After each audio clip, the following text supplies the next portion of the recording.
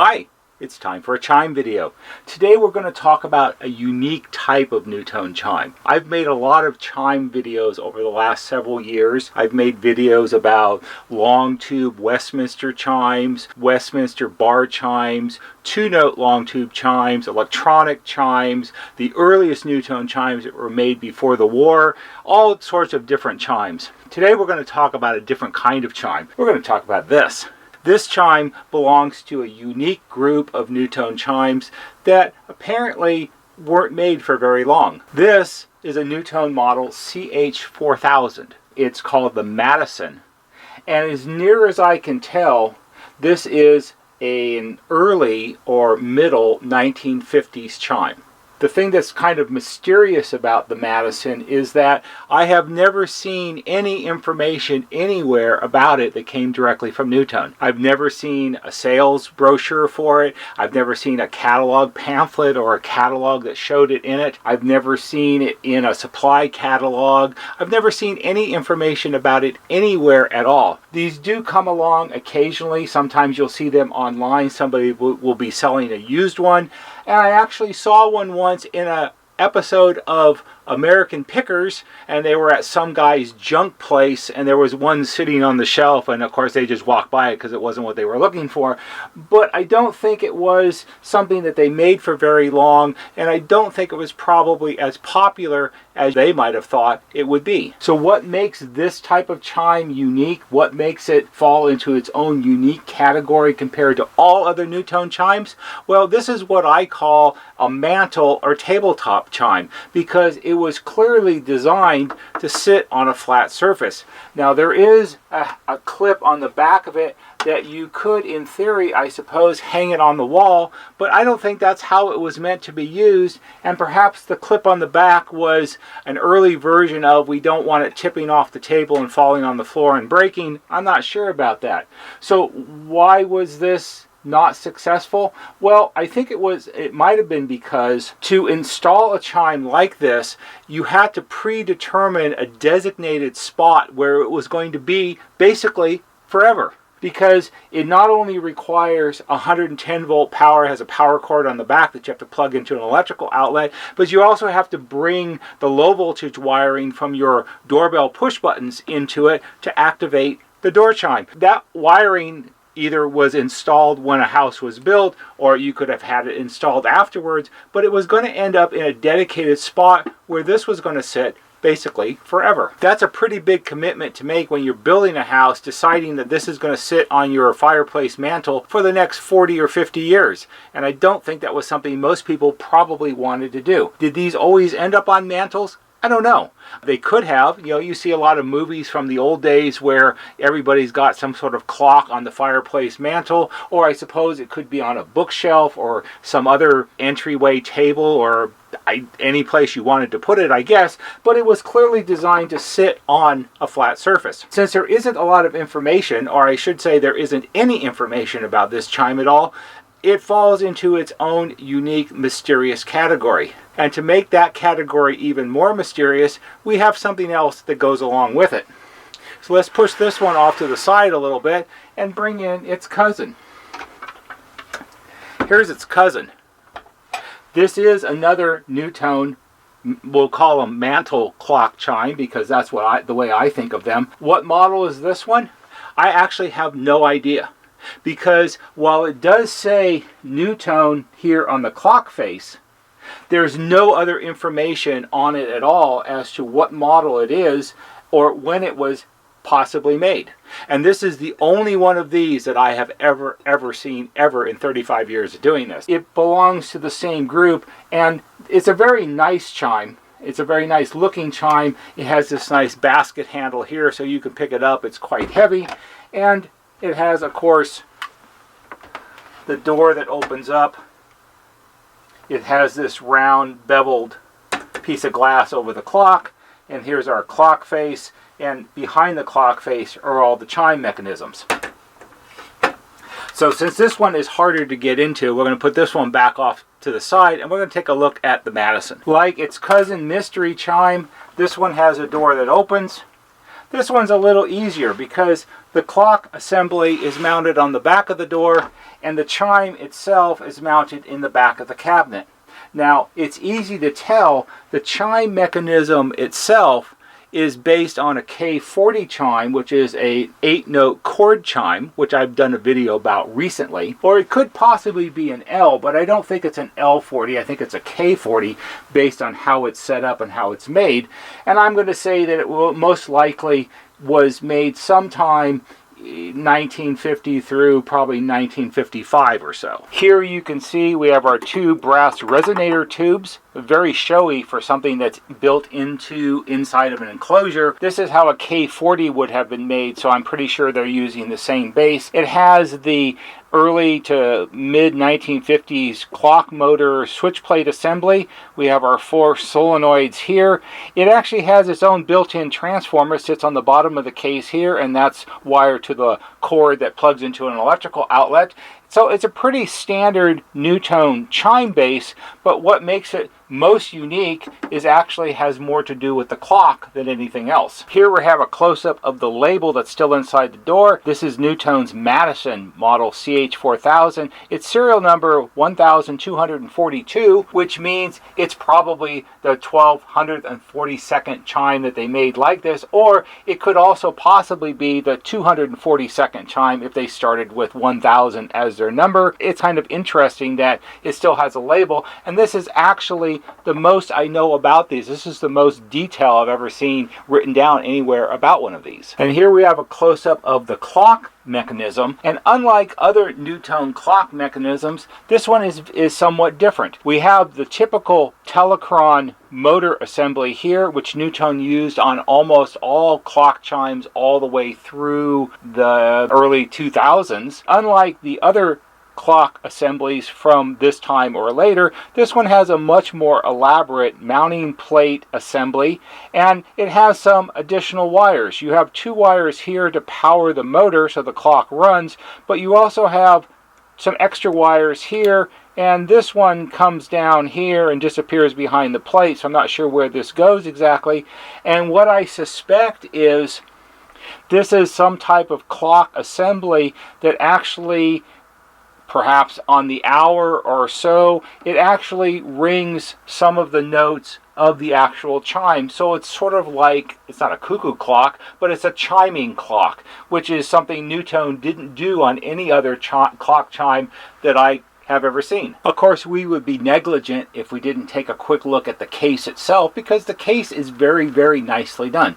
It's an all-wood case. It's most likely made out of mahogany, because NuTone was always using mahogany for something or another. It has these really nice tapered columns on each side. It has this nice base assembly with this scroll in the bottom. The glass for the clock is a convex piece of glass, so it bows out slightly, and has the brass knob to open the door. The bottom panel down here is glass, and it's reverse. I don't think it's painted exactly, but it's reverse applied, so the gold shows through from the back. It has these 3 really nice finials on the top, which give it sort of a stately look. I always think it has sort of a gothic look, but others may disagree. The thing that's kind of interesting about it is it's pretty much a solid box. If we turn it around, it's got a solid back on it, and here's the little hanger right here, but I don't really think it was designed to hang on the wall. The powered cord goes in through a hole in the back. It has the fairly standard 1950s brass NuTone plaque applied to it that they use on all their chimes, so it's a fairly enclosed box. There's a little slot up here at the top, but that's very small. I think it's possibly more for ventilation than anything else. But there is the bottom down here. It is a screened bottom, so you get a certain amount of more sound out of it, I assume, but it's fairly enclosed, and this one happens to be in very nice shape. I've actually had this, it's from my museum, and I've had it in my office for a really long time. If we look at its cousin chime, which we don't have a name for, so I don't know what we're going to call it. I think for today, I'm going to stay with the Founding Fathers theme, and I'm going to call it the Hamilton. How about that? That's a popular thing right now. So what do we have here? Well, this is a very nicely made chime, and it has a very nice style to it. I don't know what style it is exactly, but I like the way it looks. It has this nice arched top, which seems to be solid wood, and a nice applied edge on it here that's all routed with the little detail here. You have the round clock face with the brass trim and the convex glass here with the brass knob. You have these nice little lighter inlay here, which sort of sets off the shape of the chime. And of course you have the base here with the cutout, so it has its little feet on the corner. On the sides, oh, and let's not forget the brass bail handle so you can lift it up. On the sides, you have these nice arched panels, and you have this perforated metal grill work that's attached from the inside, and I think that was to let the sound of the chime out more. On the back, it's solid. There is no hanging clip on this one. These screws are what hold the chime base into the cabinet itself, and then we have the power cord. Same grill assembly on this side. And if we open it up, as you saw before, the clock face is actually screwed in the corners to the cabinet itself, and that hides the mechanism that's down in the back.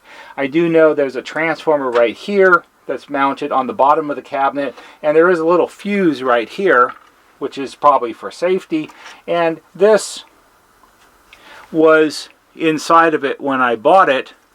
It says clock shaft, night silencer, and volume control. So that's the volume control here, and there's a switch right here that says silence, and you flip it down to turn the clock chime off.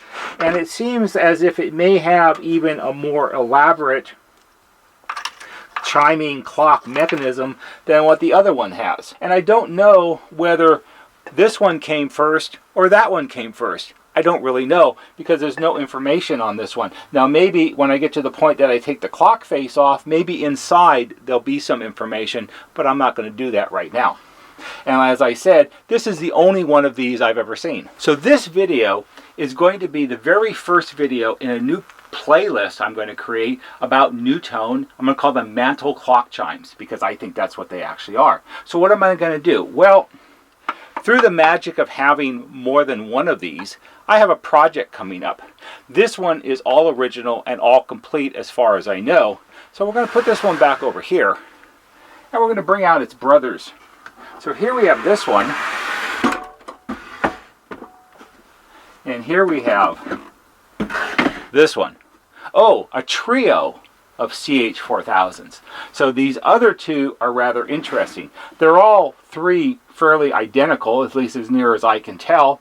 However, the hands on this one are somewhat different than the hands on these two. These each have black scroll hands, and this one has gold scroll hands, and the hands are a different shape. They're not as ornate, and the clock faces are actually somewhat different. Now it could be just an age related difference where this one isn't as clean inside. I'm not exactly sure. They have the same fancy scroll work behind the hands, and they say NuTone Telecron motored and all of that, so it's a little hard to say.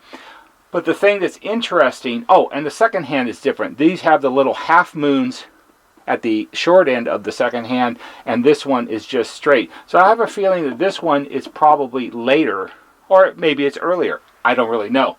But the reason that these two make a set is because this one has a very, very nice all original cabinet. It's complete, it's not damaged, it's in really good shape. However, there's a surprise. There's nothing inside. Someone's replaced the clock motor with a battery-operated quartz movement, and all of the chime pieces have been removed, so it's just an empty cabinet. This one, the cabinet's in really bad shape. The finials, two of them are missing. This one, well, all three of them are missing. These two are gone altogether. This one's broken off. Someone broke off one of the crests here on the top, and the cabinet is in kind of rough shape. It just has had a really hard life. The finish isn't very good anymore, and so on and so on. However, if we open it up, it's complete inside. It has the chime mechanism here, and it has the clock motor assembly here. So what we're going to do is, this is a project I'm going to work on over the next couple of weeks as I have some extra time, like I ever have any extra time. I'm going to do it. We're going to do a chime transplant. We're going to take the working parts out of this one because the cabinet's in such poor shape, and we're going to transplant them into this one and make a complete and working chime out of it. Now, I've never hooked up this one to see what it does. And of course, or this one, and of course this one doesn't have any parts in it, so I don't know exactly how this operates. And this is not one of those kind of projects where you should take apart the clock assembly just for curiosity's sake to see how you think it might actually work. The best way to do a project like this is to actually be all in and do the work to restore this one completely by using donor parts from this one. If my little CH4000 transplant project goes well, it might encourage me to spend the time and effort to take this one apart and see what we find inside, because I really don't know. So that's a different type of NuTone clock chime than I've ever shown before, and it's not one that I've ever really seen very often. I've seen the CH4000 every once in a while, maybe once a year, I'll see someone selling a used one online, but other than that, I don't know anything about it. So if you have one of these, if you have a Madison, let me know. Leave it down in the comments below. Tell me what you know about it. If it's been in your family for a long time, maybe you have some history about it or something like that. And even better, if you have one of these, you may have the only other one ever made. And we're going to call this one the Hamilton for right now because I don't know what else to call it. If you have one of these, I would be particularly interested in knowing something more about it because, like I said, there's no information at all whatsoever that I've ever seen about either one of these. I hope you found this interesting and perhaps you can clue us in as to what these are all about. If you can, leave it down in the comments below. If you like this video, please give it a thumbs up because that always helps. There'll be a banner right here that shows you how to subscribe. Go to our YouTube homepage, click on the bell, and when you click on the bell, click on it to receive all notifications. And every time we post a new video, you'll get a notification and you can watch it. That's all for today. See you on the next video.